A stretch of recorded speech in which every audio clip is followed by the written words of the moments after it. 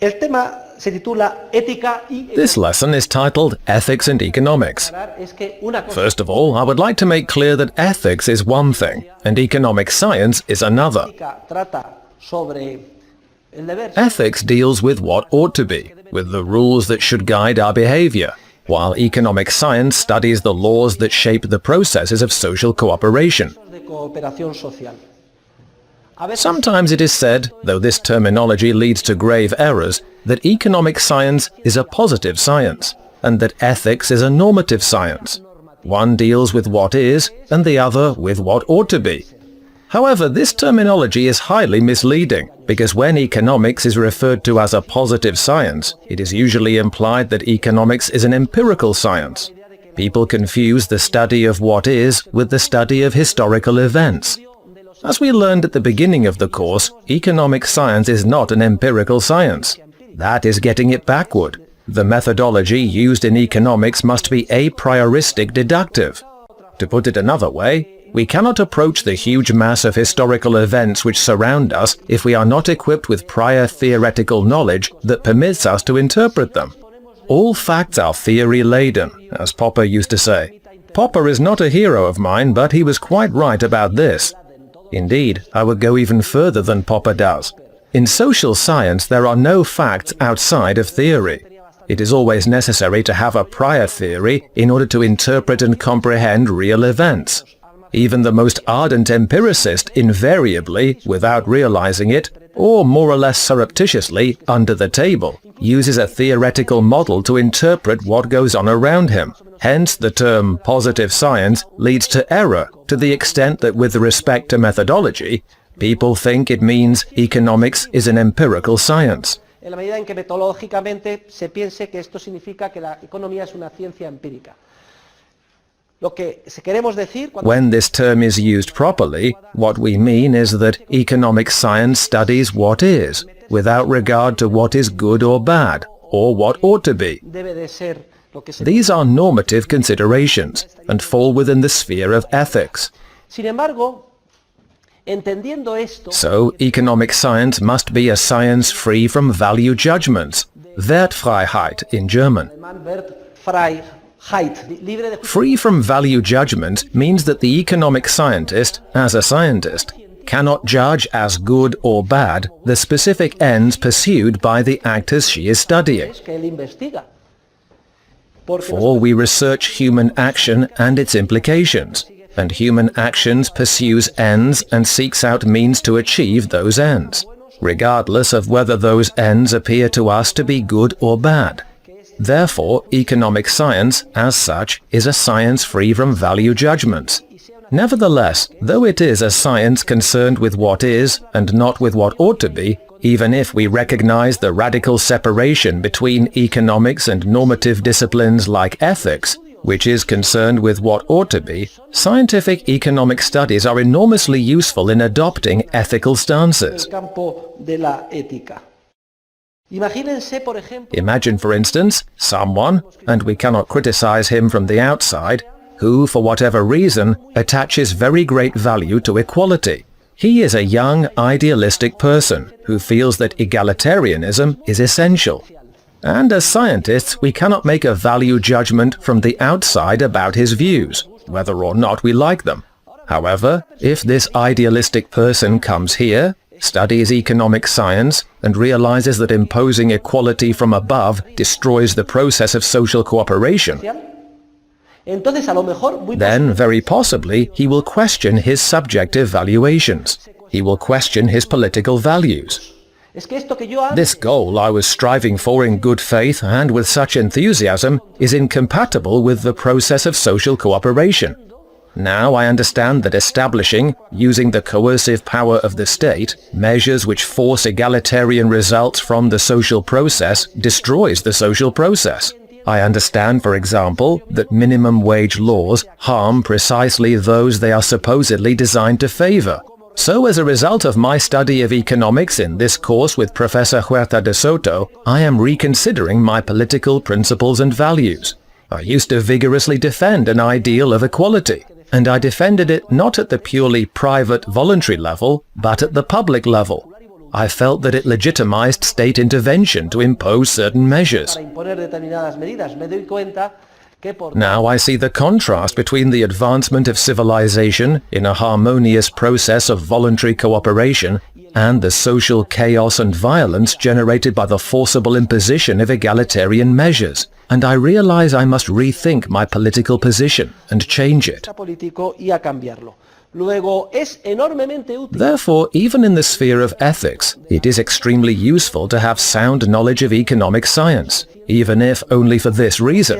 por esta razón. Ahora bien, alguien Yet someone could say, Professor, I accept everything you have taught about economics, ha enseñado de economía, pero aún but even so, para I place such importance on egalitarianism that I consider the disappearance of civilization preferable to inequality. si alguien se plantea una If someone takes such a maximalist position as this one, oficial como científicos, we as economic scientists still cannot judge this is good or this is bad. disciplina distinta A different discipline would be necessary to reveal whether or not such a position is morally acceptable or correct. We would leave the sphere of economics, which, as we know, is a positive science and free from value judgments, and we would study a different discipline, ethics. That is, the scientific study of the principles that should shape social behavior. Ethics does deal with what is good and what is bad. Many theorists do not believe it is possible to develop an ethics discipline in objective terms, especially nowadays, when the most widespread subjectivism and relativism prevail in the spheres of morality and ethics. In contrast, I and a large group of other theorists do believe it is possible to develop an objective discipline of what is good or right and what is bad or wrong. To develop at least a social ethics in objective terms which different human beings can agree upon. I repeat, this is something that is questioned, but efforts have been made along these lines. Attempts to construct an objective science of ethics, one which could permit us even to prove that what someone is doing is ethically wrong. And in the development of this discipline of objective ethics, all of the intellectual, scientific knowledge of economics gained throughout this course plays a very important role as well. This knowledge helps and guides us in building our ideal ethical edifice, which we consider to be objectively good. Various research programs or efforts exist along these lines. There are natural law libertarians, for instance. They assert that there is an objective natural law, which is what I am referring to, and that it is the only law in keeping with human nature. We just have to discover it.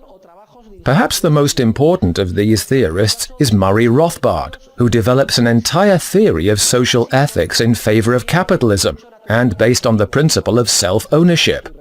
I own my body, and as he demonstrates, no one else owns me.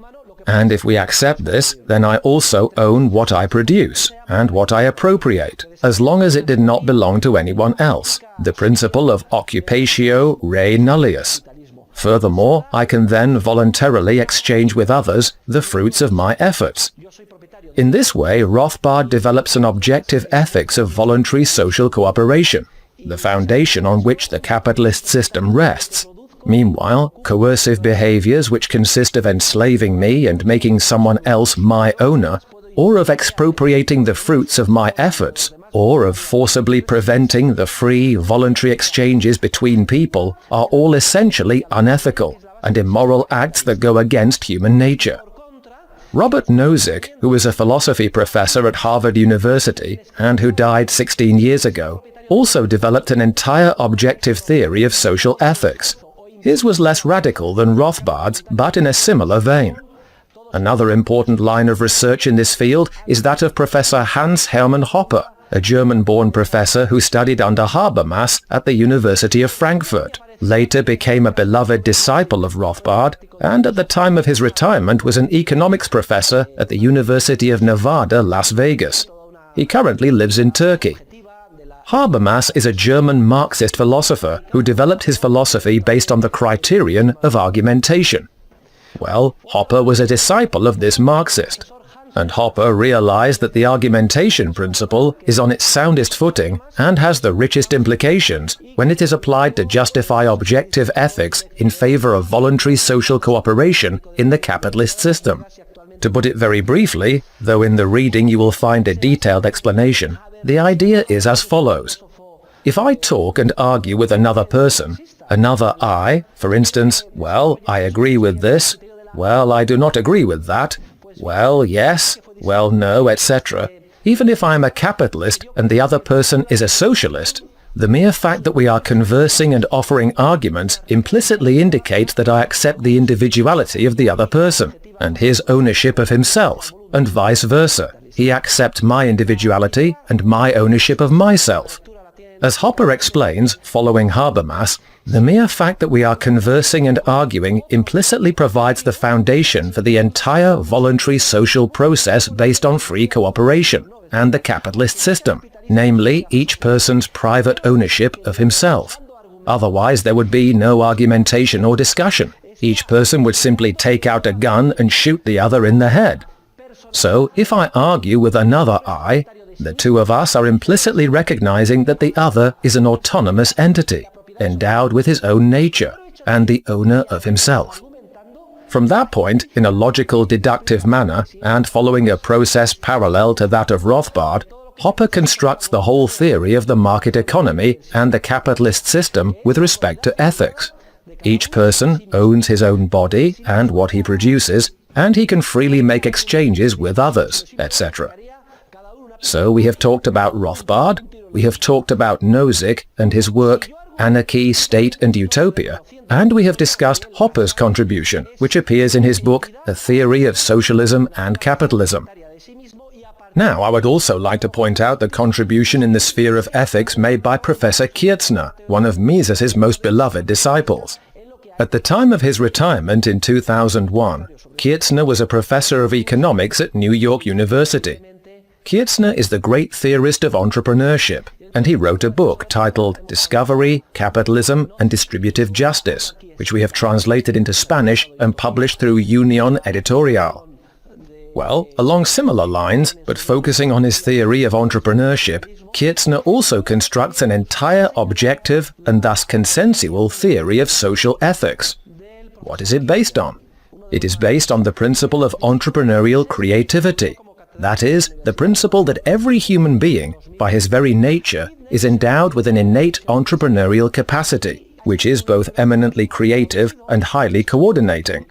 Therefore, every man or woman, simply by virtue of being human, is endowed with the capacity to discover, see and create new ends and new means. Kietzner's theory is that merely by virtue of being human beings, we have this innate capacity to discover and create things. In fact, in my book, Socialism, Economic Calculation and Entrepreneurship, there is a theological digression in which I argue that if human beings have been created in the image and likeness of God, assuming for the sake of argument that God exists and is a being vastly above and beyond us, whom we cannot comprehend, and who created everything from nothing out of love, then the point of connection between God and man lies precisely in entrepreneurship. For even if man is a tiny being, a fly, an infinitesimal ant, he is still endowed with a capacity for creativity. We notice things that we had previously overlooked. And this creativity can be seen as our point of connection with God, as I assert in the theological digression in my book on socialism, which I presume you have read. Well, Kietzner argues that if every human being is endowed with this innate creative capacity, then it is obvious that every human being has the natural right to appropriate what she entrepreneurially creates, because, among other reasons, doing so does not harm anyone. Before she created it, it did not exist, and if I create something that did not exist before I created it, I am not harming anyone. I am benefiting myself, the creator. I take possession of what I have created.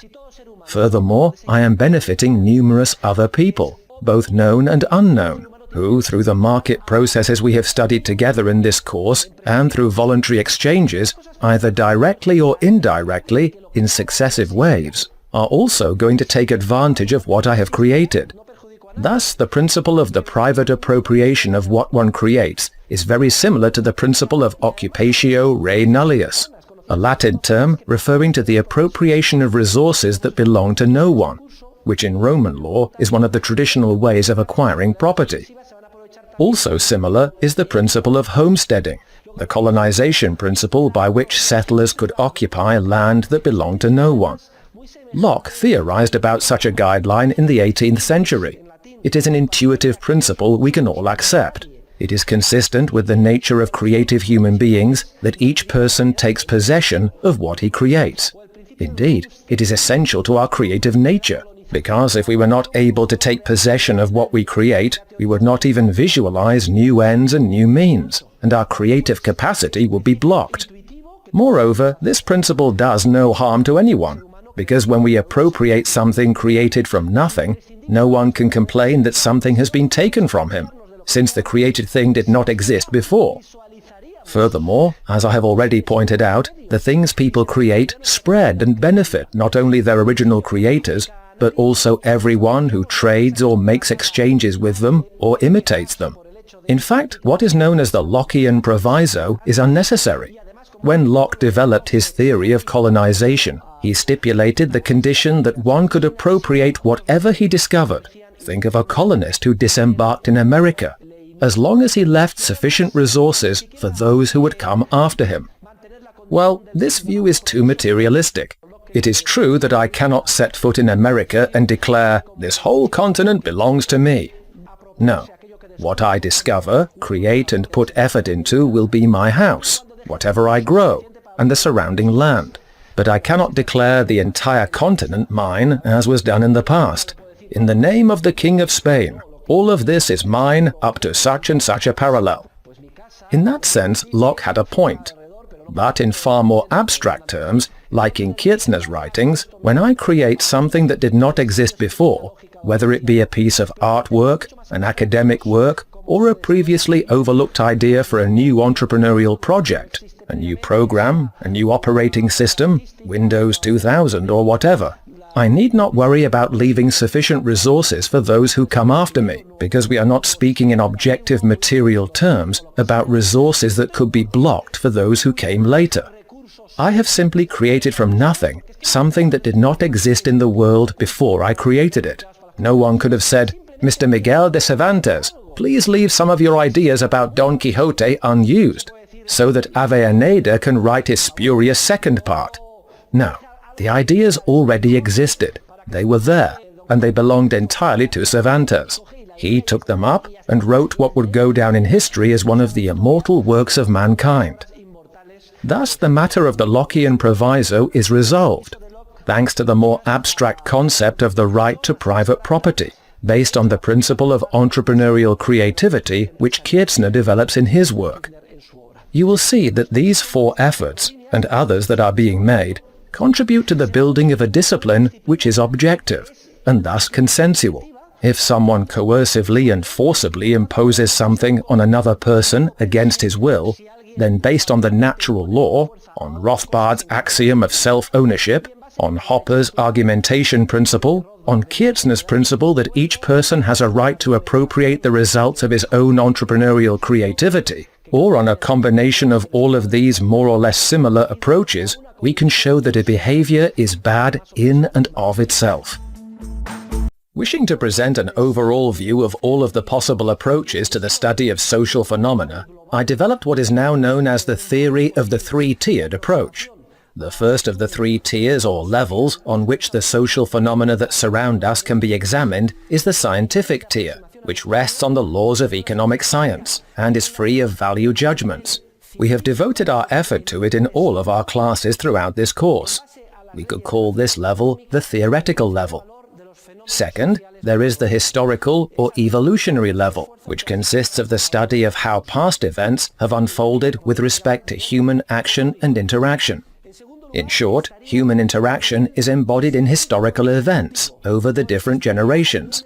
And that unfolding of history also guides us and tells us which behaviors are coherent, which are successful, and which are not. In addition, it shows us that civilizations that adopt certain patterned behaviors respectful of institutions like the family, private property, money, and so on, are prosperous societies that prevail and absorb others, which fall behind or cannot advance because they repress entrepreneurship, voluntary exchanges, etc. So, we see that the conclusions of theory are the conclusions reached by economic scientists in terms of laws of tendency, ceteris paribus laws. For instance, other things being equal, minimum wage laws always cause unemployment and a misallocation of resources, and they hurt workers, especially the least qualified, those they are intended to benefit. This is what economic science and theory indicate.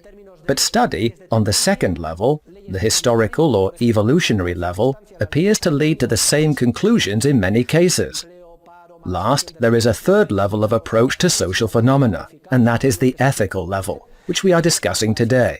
This level deals with what is right and what is wrong, without falling into the moral relativism ever present today, the notion that anything goes, and that people can take whatever position they wish, and it will be just as respectable as any other. This is not the case.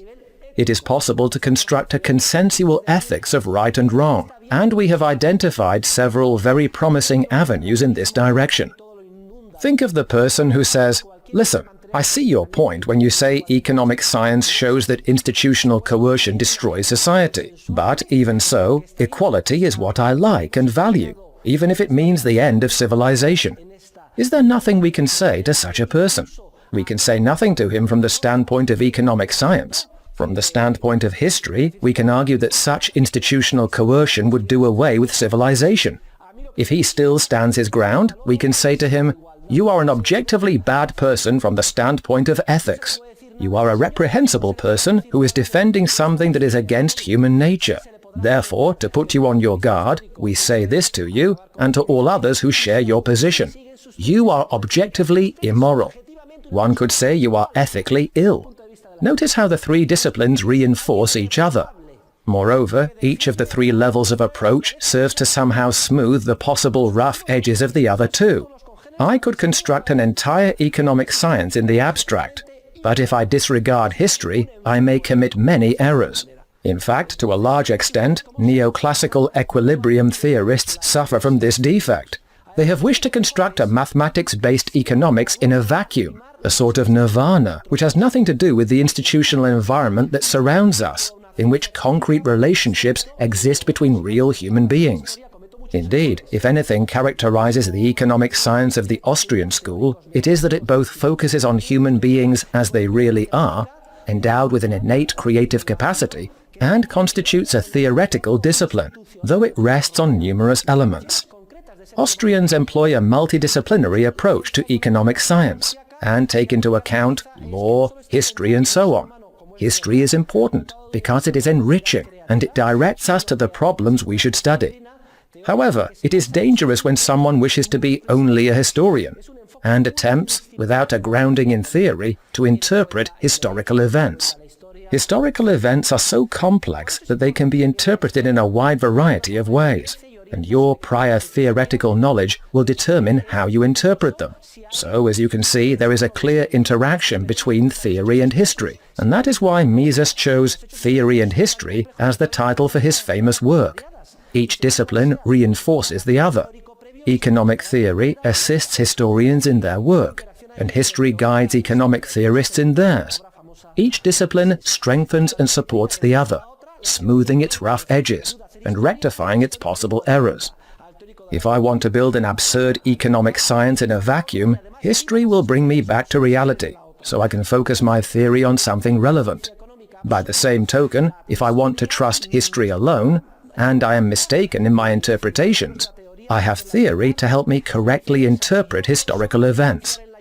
However, we also need the third tier or level of approach, which deals with what is ethical, what is just and unjust, what is right and wrong, what is in accordance with human nature and what contradicts human nature. Of course, I can also develop an absurd ethics in a vacuum, unconnected with reality, but history and theory will help me to better focus it, and to know with relative certainty whether I am on the right track or the wrong one. This also works the other way around. Though economic science is free of value judgments, economists need the teachings of ethics as a point of reference. And what does economic science tell us? It tells us that to insist on organizing society from above, based on coercive commands, is to destroy society. Well, prima facie, or at first glance, this is quite significant. As I said at the beginning of this class, ethically speaking, the just thing is to defend the liberty of human beings, our creative and entrepreneurial capacity, the capacity to take possession of what we entrepreneurially create. Thus, ethics, history, and theory are the three elements, the three levels of approach to social science. It may turn out that the conclusions we reach on these three levels seem to point in the same direction. We social scientists know that we must recognize the limitations of the human mind, and the fact that we are constantly in danger of erring, and must refine our theories again and again. However, if we see that conclusions in the area of ethics, in the area of evolutionary history, and in the area of economic theory point in the same direction, then we can be relatively certain that we are getting closer to the scientific truth. Thus, if you read any of my works, for instance, Socialism, Economic Calculation and Entrepreneurship, or Money, Bank Credit and Economic Cycles, you will see that in all of them, I use this multidisciplinary approach based on the three tiers or levels. Money, Bank Credit and Economic Cycles contains economic theory which explains that the manipulation of money, the reduction of interest rates and fractional reserve banking orchestrated by central banks lead to investment errors on a massive scale. The market sooner or later discovers these errors and reverses them in the form of a financial crisis followed by a profound economic recession. That is the theory. However, as you know, I also devote a large part of the book to history, 2 or 3 chapters. Historically, what has happened? Well, the review of historical events confirms what theory tells us in abstract terms. Also, there is the question of what is just and unjust. Is it just and ethical, based on general legal principles, for a depository to appropriate what is placed with him on demand deposit? And we see that according to general legal principles, in any deposit of a fungible good, whether oil, wheat, or money, the depository who receives it must keep the entire tantundum, the equivalent in quantity and quality, at the disposal of the depositor. That is what ethics indicates. Notice that even without any knowledge of economic science or historical events, if we have clear ethical principles, they act as an automatic pilot, so to speak, for liberty, just as the automatic pilot of a ship or an airplane keeps it moving in the right direction. And when we are scientifically mistaken, or we have not yet developed the science, or we lack historical experience, moral and ethical principles are all we have left to hold on to. So English speakers are quite right when they say, honesty is the best policy. The best and most practical policy is to rest on moral principles. That is, honesty. Likewise, if theory has been manipulated, and a pack of Keynesian economists and macroeconomists see the manipulation of money as a great idea, and history is wrongly interpreted, perhaps it is asserted that the Great Depression was a sign of the failure of capitalism, and that the state made it possible to move forward, a completely erroneous interpretation of history. All you have left to hold on to is the ethical principle which tells you that ethical principles must be strictly adhered to. They are the automatic pilot for liberty.